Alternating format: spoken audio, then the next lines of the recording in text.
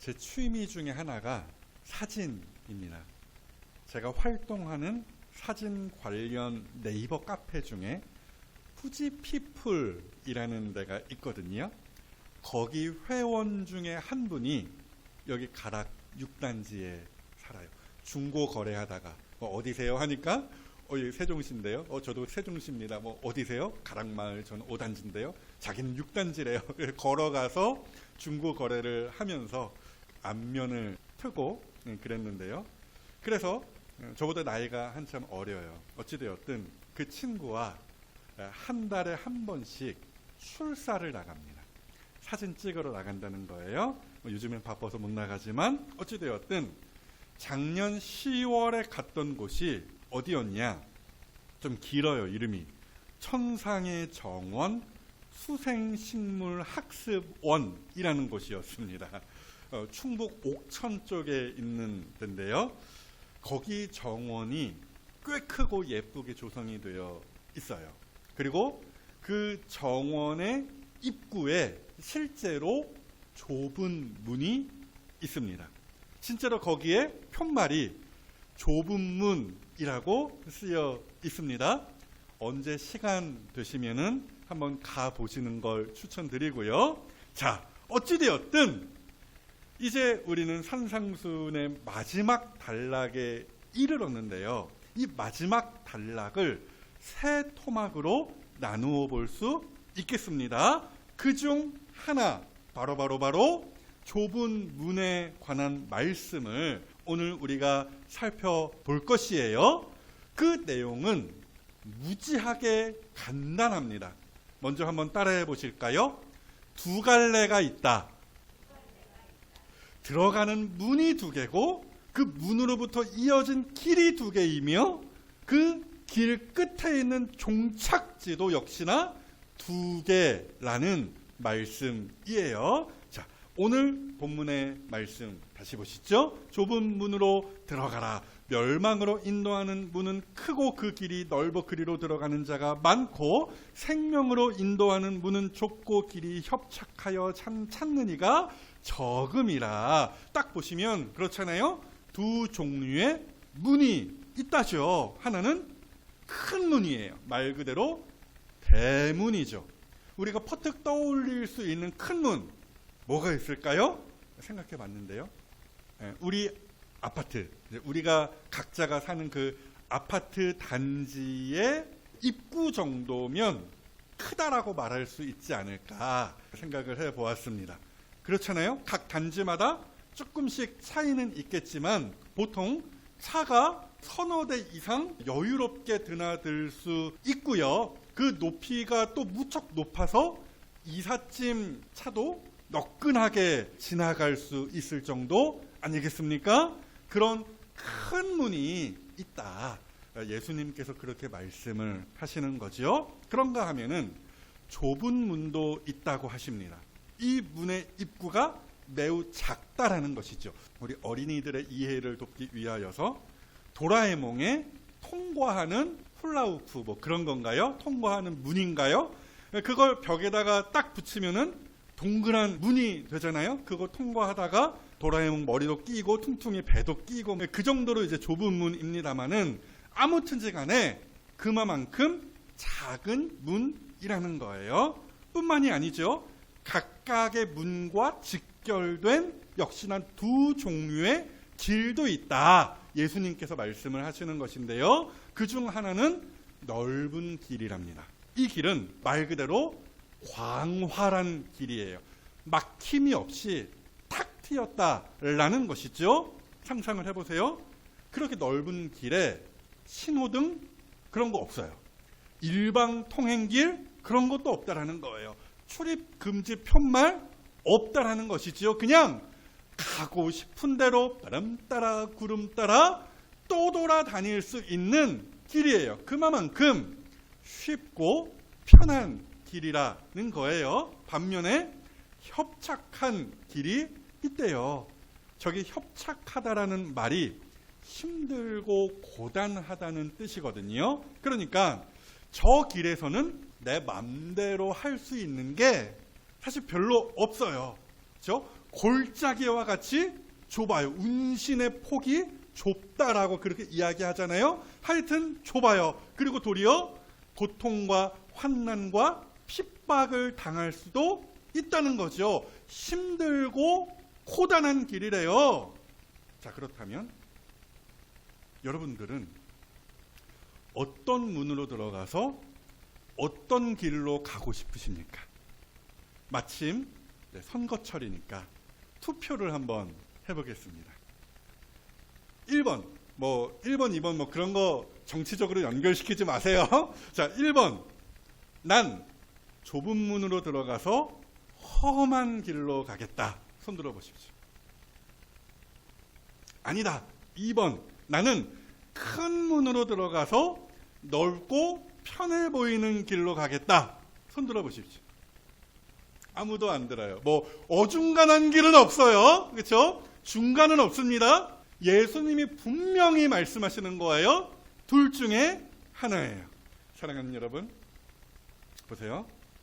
당장 눈에 보이는 것이 전부가 아니에요. 그렇죠? 그러니까 문이 너무 좁아.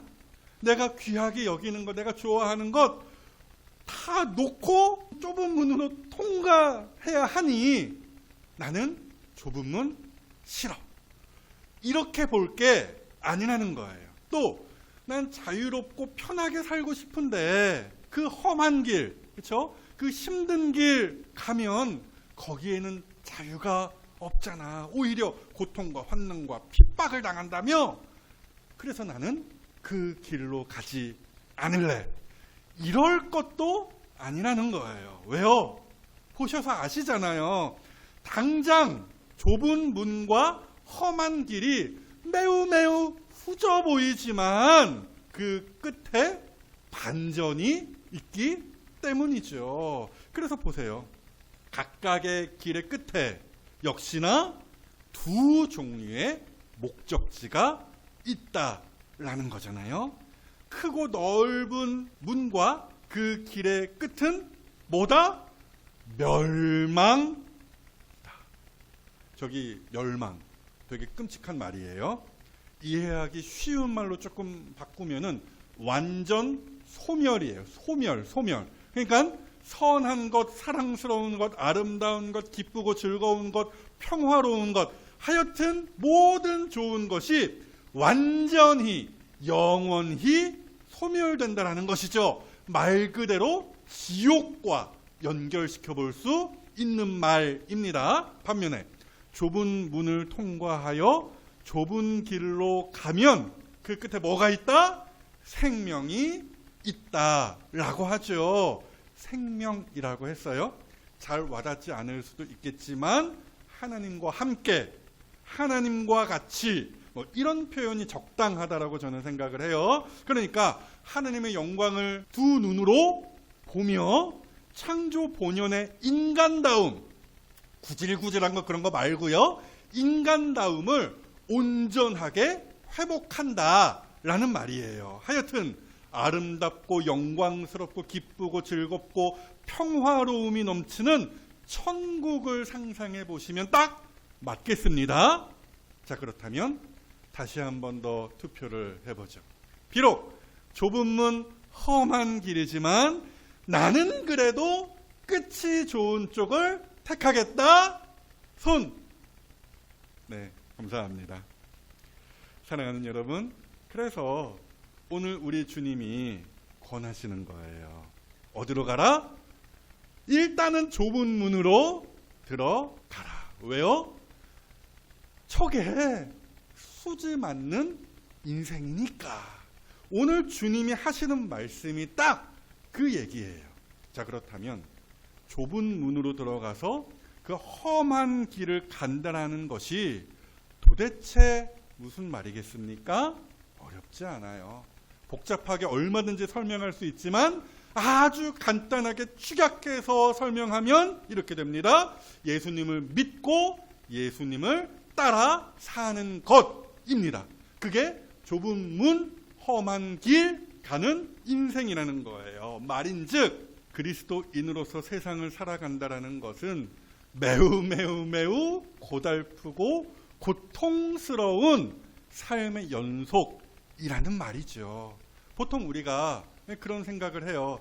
예수님을 믿기만 하면 불행 끝, 행복 시작. 그렇지 않습니까? 하지만 오늘 주님은 그렇게 말씀하시지 않는 거죠. 물론 예수님을 믿고 거듭난 자에게는 그 베드로 사도의 표현대로 말할 수 없는 영광스러운 즐거움이라는 것이 있어요. 사도 바울도 그런 식으로 가르쳤어요. 고린도 후서 6장 말씀이죠. 근심하는 자 같으나 항상 기뻐하고, 가난한 자 같으나 많은 사람을 부유하게 하고, 아무것도 없는 자 같으나 모든 것을 가진 자로다. 그럼에도 그리스도인으로서 좁은 문을 들어가려면, 즉 예수님을 따르려면 번민하고 고민할 일들이 무지하게 많다라는 거죠. 일단 우리가 뭘 버려야 하겠어요? 그 좁은 문으로 들어가려면 욕심, 자기 욕심 포기해야 돼요.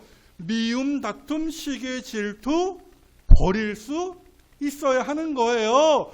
누구나 다 그렇게 사는데 그럴 게 아니라고요. 좁은 문으로 들어가려면 버려야 통과가 될 수 있는 거예요. 베드로 사도가요, 참 친절하게도 우리가 버려야 할 목록을 몇 개로 짜 주었어요. 그게 베드로 전서 2장 1절에 나와 있는 것인데요. 모든 악독과 기만과 외식과 비방하는 말, 이걸 버리고 이런 식으로 가르쳐 놨어요. 하여튼 이렇게 쓸데없는 것을 다 포기하고 제거하는, 말하자면 영적 다이어트를 해야 그 좁은 문으로 들어갈 수 있는 거 아니겠어요? 그래서 좁은 문, 험한 길 택한 그리스도인의 삶은 고단한 거예요. 또 그리스도인으로 산다는 것은 험한 길 가는 인생이라는 거잖아요. 제가 몇 번 말씀드렸죠. 사는 것 자체가 참 고생인데 그리스도인은 그 고생 위에 고생을 사서 하는 사람들이다 라고 했죠. 이미 우리가 배웠던 말씀이에요. 험해요. 그리스도인의 인생이요. 누가 내 오른뺨 치면 왼뺨 돌려대고, 억지로 오리를 가게 하면 심리를 흔쾌하게 동행하고, 심지어 원수를 사랑하고 그를 위하여 기도하라. 누구의 삶이에요? 목사의 삶이에요? 아니죠. 우리 성도의 삶이에요. 누군가를 마음껏 미워할 수가 없다라는 거예요. 마음껏 미워하고 지 하고 싶은 대로 하는 삶, 그런 삶은 넓은 길, 쉬운 길, 편한 길 가는 사람의 모습이겠죠. 길이겠죠. 우리는 그렇게 할 수 없어요. 그만큼 고통스러운 인생이 그리스도인의 인생이라는 거예요. 또 핍박은 오지게 받죠. 사도 바울이 당한 그 고난의 목록을 한번 살펴보실까요? 글씨가 작아요. 한 면에다 담아내지를 못할 정도로 많아요. 대강 보실까요?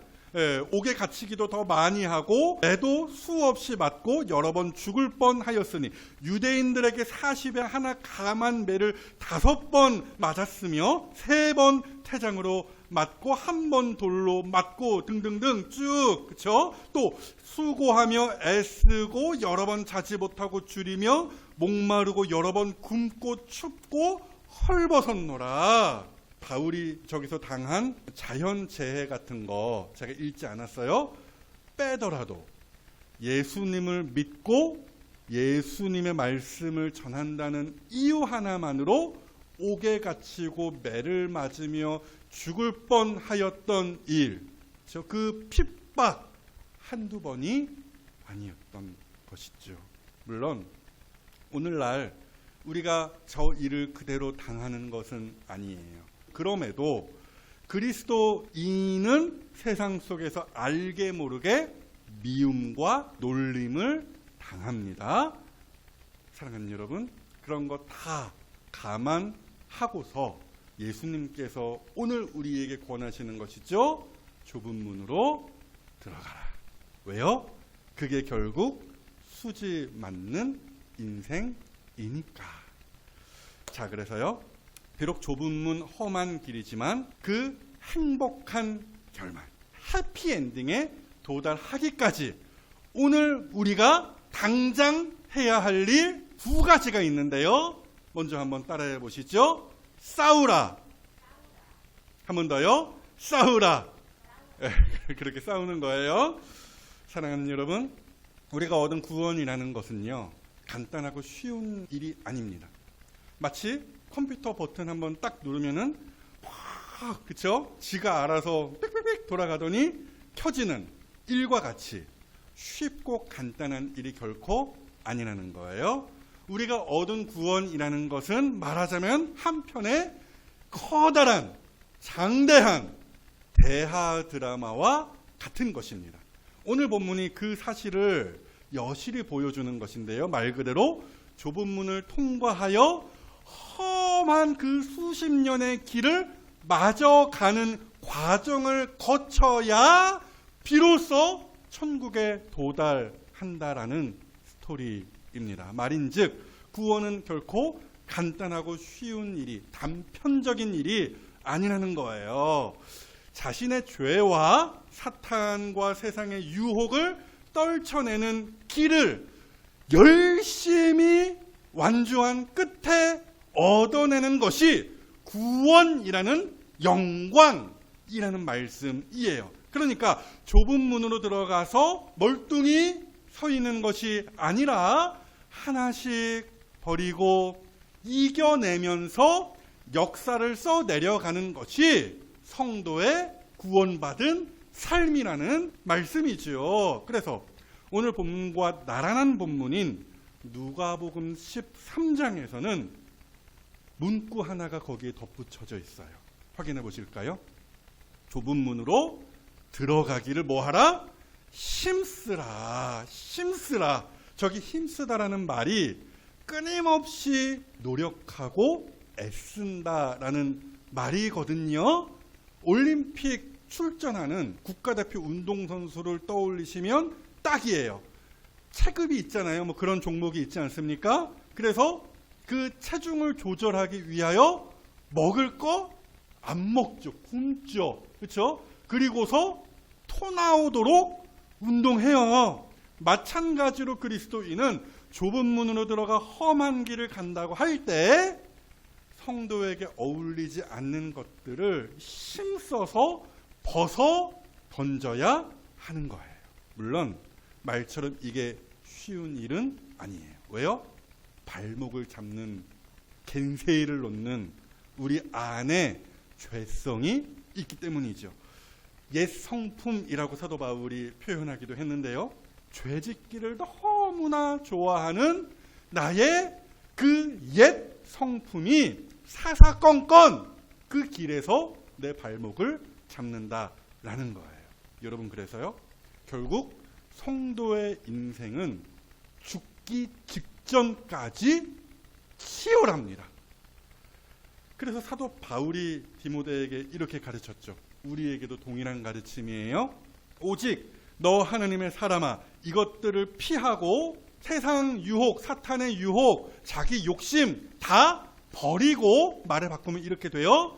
의와 경건과 믿음과 사랑과 인내와 온유를 따르며 믿음의 선한 싸움을 싸우라. 그러니까 좁은 문을 통과했다고 말하면서도 험한 길 가기를 거부하고 주저하는 성도가 혹시 이 자리에 있다면, 또 예수를 믿는다 말은 하지만 세상과 하나님 사이에 적당하게 발걸치고 흥청망청 마치 넓은 길 가는 사람처럼 사는 성도가 이 자리에 있다면 그 인생은 번지수를 한참 잘못 찾은 인생이라 말할 수 있는 거예요.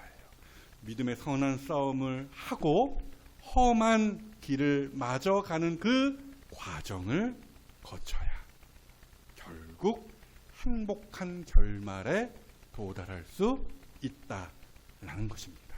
그래서 성경을 모르는 세상 사람들도 그렇게 말하잖아요. 고난이 없으면 뭐도 없다? 영광도 없다 라고요. 그러므로 사랑하는 여러분, 비록 험한 길이지만 그리스도인으로서 한 걸음이라도 앞으로 나아가십시오.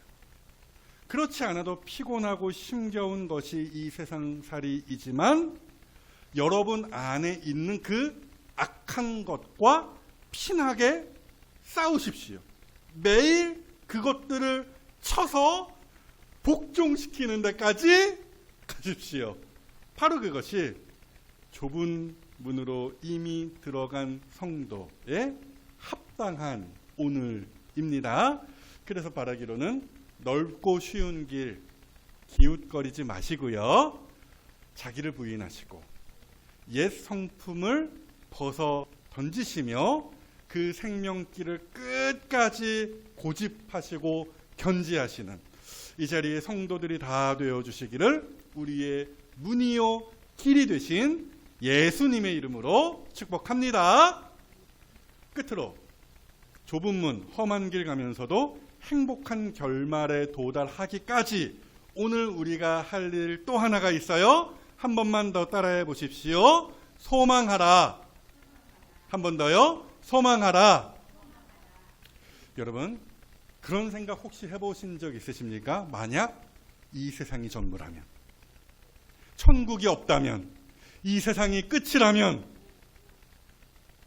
우리가 뭐가 됩니까? 사도 바울이 고린도전서에서 그렇게 말했어요. 고린도전서 15장 19절 말씀이죠. 만일 그리스도 안에서 우리가 바라는 것이 다만 이 세상의 삶뿐이면, 즉 이 세상의 전부라면 모든 사람 가운데 우리가 더욱 말을 바꾸면 가장 불쌍한 자이리라. 그렇죠? 이 세상의 전부라면 우리만큼 불쌍한 사람 또 없다, 이 말씀이에요. 그렇지 않습니까? 좁은 길, 좁은 문, 험한 길 죽어라 인내하며 갔는데 그게 전부였어요. 그 다음 생명, 천국, 복락, 행복 뭐 이런 거 없는 거예요. 이러면 뭐예요? 완전 세되는 거 아니에요? 그렇죠? 망하는 거죠. 어디 가서 하소연하겠어요. 그렇죠? 하지만 사도 바울이 이어서 뭐라고 가르칩니까? 성도들아, 걱정하들 말어. 왜?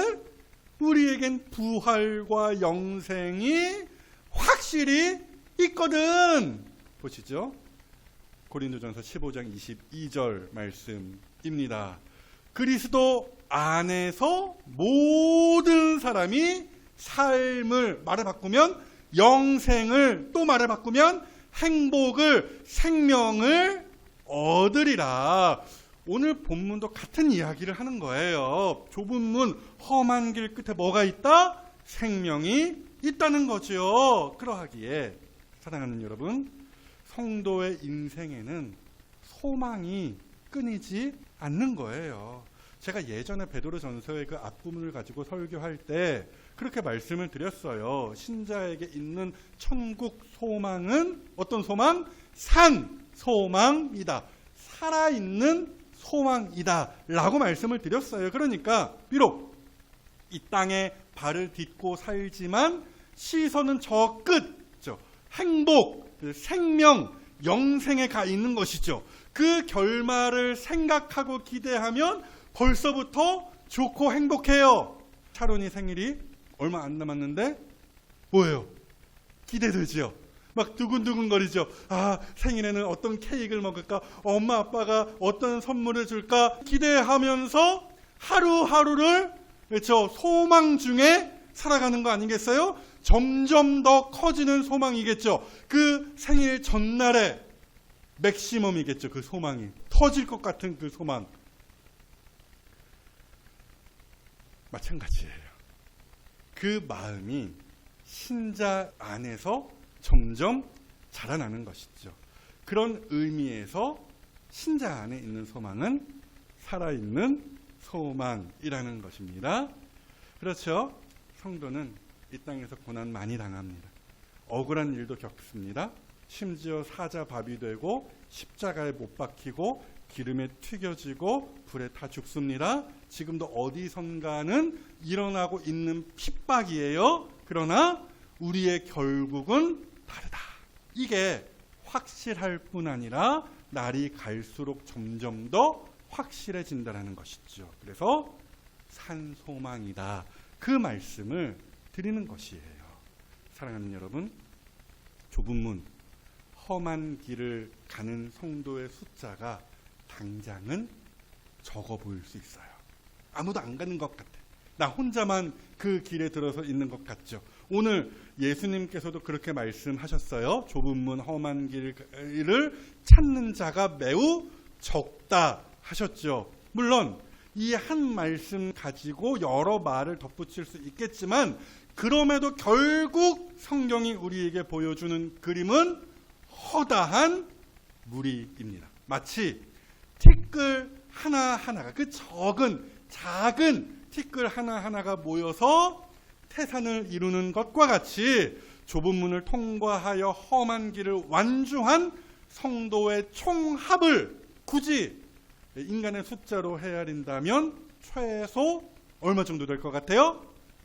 수십억 명 이상 되지 않을까? 이건 제 개인적인 상상입니다. 아무튼지 간에 그렇게 태산을 이룬 성도의 장엄한 군집이 계시록 7장에 묘사되어 있죠. 보십시오. 아까 우리가 찬양하면서 고백했던 문구이기도 하는데요. 이 일 후에 내가 보니 각 나라와 족속과 백성과 방언에서 아무도 능히 셀 수 없는 큰 무리, 허다한 무리가 나와 흰옷을 입고 손에 종려나무 가지를 들고 보좌 앞과 어린 양 앞에 서서 큰 소리로 외쳐 이르되 구원하심이 보좌에 앉으신 우리 하나님과 어린 양께 있도다 하는 거예요. 그러므로 사랑하는 여러분, 험한 길 가운데 있다고 해서 낙심하지 마시고요. 동지들이 적다고 해서 불안해하지도 마십시오.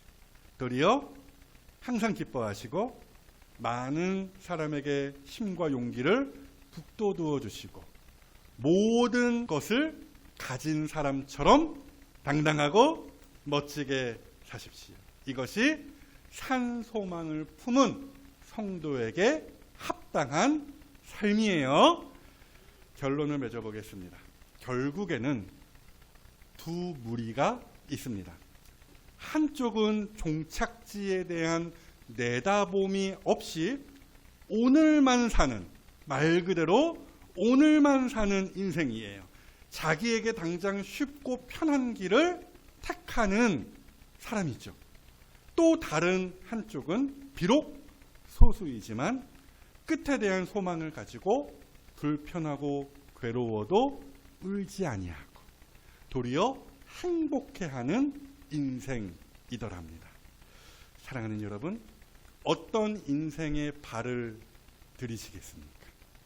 부디 바라기로는 주님 다시 오시는 그날까지 좁은 문, 험한 길 끝까지 가시고 주님께서 결국 주시는 그 영원한 행복을 함께 누리시는 이 자리에 천국 백성들이 다 되어주시기를 우리를 위하여 왕으로 심판주로 다시 오실 예수 그리스도의 이름으로 축복합니다.